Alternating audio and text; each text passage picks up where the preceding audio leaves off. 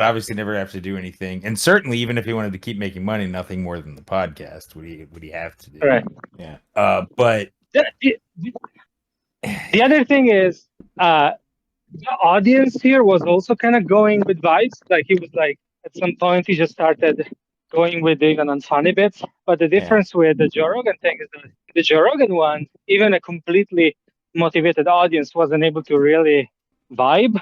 Yeah. Like he was incredibly forced. But here, at least, yeah, the audience was buying into low quality material, but at least it was buying into it. There was a relationship between the comedian and the audience. So yeah, well, I think so. Sandler, I don't find particularly funny, but he's relatively likable, and I think he understands. I think maybe not. Right. I think he understands funny significantly better than Rogan, certainly. True. Yeah. I and mean, that's the thing. Yeah, that's the other thing. Like, politically, he's probably a worse person than Rogan, but and still though, his bits have very little kind of like talking point, edgy material that is complete. Like, you know what I mean? Like even a probably worse person as a human being, but at the same time, he understands that something needs to be kind of funny in order to be in a comedy show and not just like some type of talking point. Yeah. And his persona, at least, I think the thing is his persona is more likable. Like he understands, I think, his audience better. Like where Rogan thinks the persona, which is weird because it's not really even his persona, but like the yelling thing. He thinks that makes any stupid shit he says hilarious. Right. Which is another funny thing because, like, why wouldn't he just work off of his podcast persona and stuff? Like, why wouldn't he set up a stand up where he's the chill, whatever? Well, and chilling out with the boys. Well, and he's certainly rich enough to where he could, if he wanted to, could hire writers to make something of his persona that could be funny. But I feel like with the Rogan thing, it's I would be shocked if anyone wrote it but him. I agree. I don't think anyone would write that garbage other than Rogan. Yeah, there's no way it went through a whole process. Yeah. At least even though he talks about comedy all the time, and like Rogan, like he loves it. But what were you going to say about Sandler? Yeah, I was gonna say at least Sandler has the piano person or whatever, the xylophone or whatever you want to call it. He has to run the songs by him. They have to make the person that came with the stage. What? Well, it kind of offsets. They just work there. What do you mean? What? What? Do you think like he just showed up there and the guy was singing along just randomly out of nowhere, just knew exactly what to say? No, yeah, obviously it's Sandler's guy. Yeah. I don't think it's Sandler's guy. I sent him a set. Oh, I'm sure he probably tours with him. Either way, it seems like he still has to bounce shit off the person before he's, plays it just like that randomly, I would bet he has some level of like screaming it. Certainly more than Rogan. Yeah, definitely. But yeah, I think that also softens him having the music shit. At least it makes it better in the sense of I think it would end up being if it was like a 7 on the boring scale when it got not great without the music, it would have been a 10. Yeah, like I said, I don't think the music was about being good. I think it's about, hey, look at me. You're here to watch me, so you'll put up with me playing the guitar, and I'm proud that I play the guitar. So here we are. A lot of it is that, and then I think part of it's that, and then part of it is bits that aren't that great can become funnier to people if you put it to song. Okay. I'm not saying to you. I'm just saying. Comedy expert, so okay. Not to you, V, to regular people.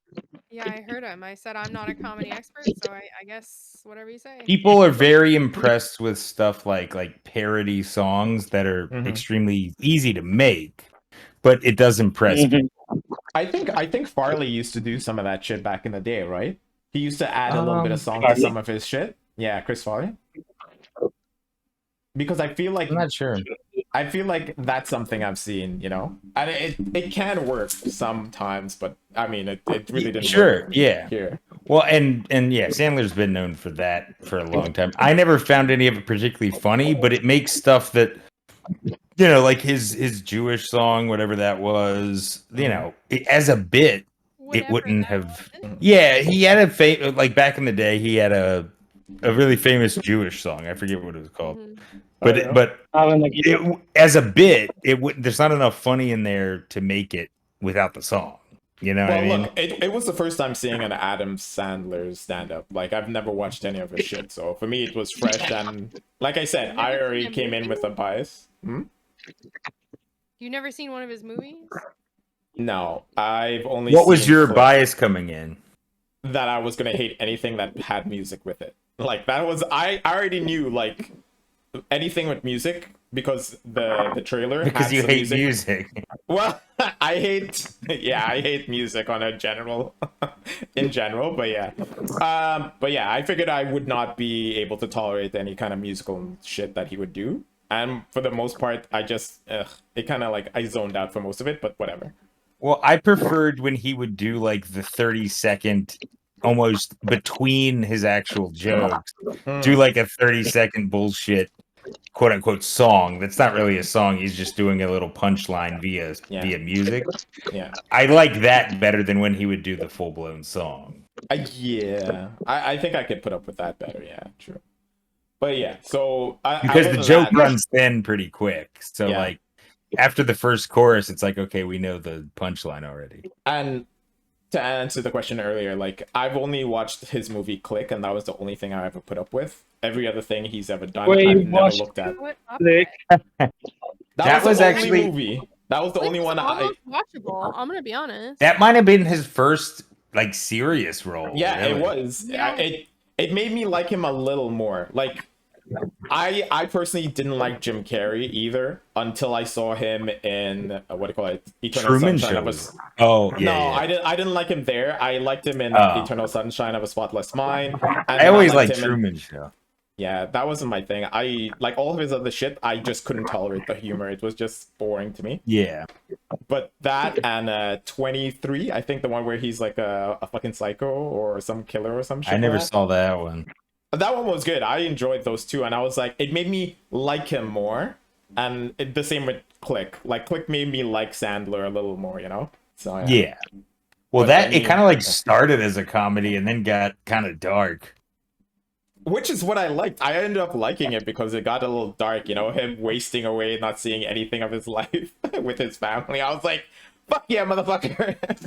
Well, and it's kind of easy to relate to that because it feels like basically everyone does that in a non-literal way. Yeah. Yeah, but yeah, you know, it was one of the things that said, I will give him a shot. And it was interesting. As for his stand-up, I don't know. Not my thing at all. No, I don't think it's not really his strong suit, and he tries to pad it. I think he pads it a bit with like the music stuff, and then references to like people that everybody loves. Like the whole last song was applause based on people that the audience already loves. Yeah, right. It was so pathetic.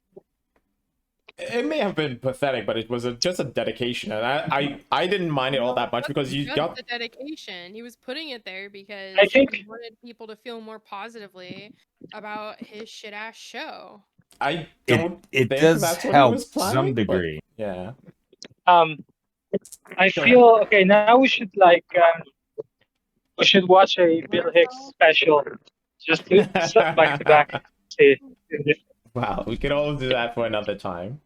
But yeah, I actually like doing these little live reacts there. It's kind of fun, and like I said, it gives like surprisingly people watch it more, so it's kind of interesting. We'll see what happens with this Adam Sandler thing, and see if people actually watch again. Well, it makes sense because it's something people actually search for. Yeah, and I guess also I think the thing that makes it work really well also is because it's more recent. Like this just came out on Netflix. Right. Like what? a week actually ago. watch it, or do you just get clicks? People watch some of it, like they don't watch the whole thing. Let's say, like for the what do you call it, Joe Rogan, the first episode, like the first piece, people watched it. Some people continue into the second, and then it kind of pitters off.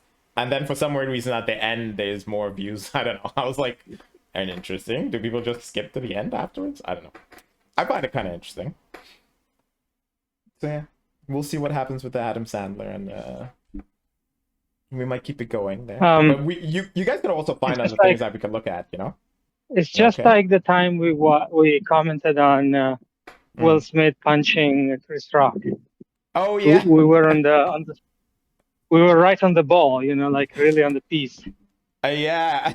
And then I remember TikTok banned one of the videos because Daniel was making a joke. Oh, that's hard to believe. They did. They banned one of the. Well, they removed it, or they put it as like they removed it from the algorithm or something. I don't know what they did, but it was cut off because it was bullying for you making the joke. Oh. Oh. You bullied people. Yeah, you remember the alopecia joke or whatever? Oh, sure. Yes. You are a bully. Oh yes. Yeah. TikTok was like, this is offensive. This is bullying. We will not stream it or whatever. I was like, okay. But I mean, bully. if it was a bald dude, no one cares. It's still called alopecia, but Right. nobody gives a shit.